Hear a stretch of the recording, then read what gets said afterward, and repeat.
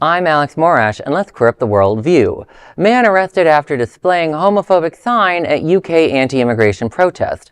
A 47-year-old man has been arrested in Southampton, England, after allegedly displaying a homophobic sign during an anti-immigration protest outside the Highfield House Hotel, a site that has faced repeated demonstrations and even an arson investigation earlier this year.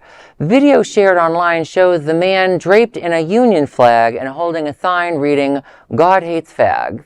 The phrase echoes language used by the Westboro Baptist Church, notorious in the U.S. for anti-LGBTQ+ demonstrations, and for picketing the 1998 funeral of murdered gay teenager Matthew Shepard.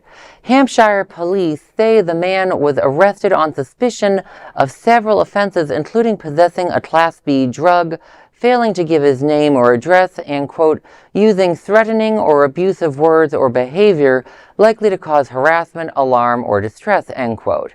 He has been released on bail while the investigation continues. Local officials have condemned the incident.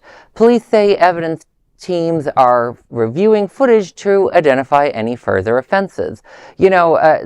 It's always disturbing to see just the lack of free speech in the United Kingdom. We're seeing this whether we're talking about this man and it's horrendous speech, but one should have the right to say it, and to see how they're treating him and how they were treating Palestinian activists just a few months ago.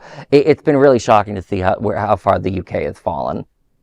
And this gentleman, you can tell he had other issues and other things that they were arresting him for, but I guess this was the part that he was harassing people. And maybe causing physical harm to people that were there. Yeah, that's the other side of this sort of stuff. I'll always talk about the free speech aspects, but sometimes you have to be careful about those limits. Like we were talking about, he's echoing the Westboro Baptist Church language.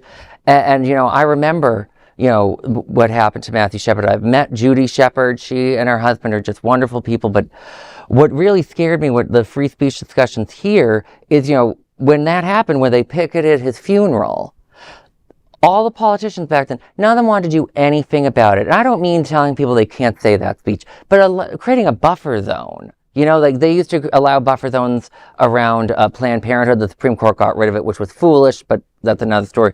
They didn't even create a buffer zone because it's gay kids. Do you know what the Westboro Baptist Church did?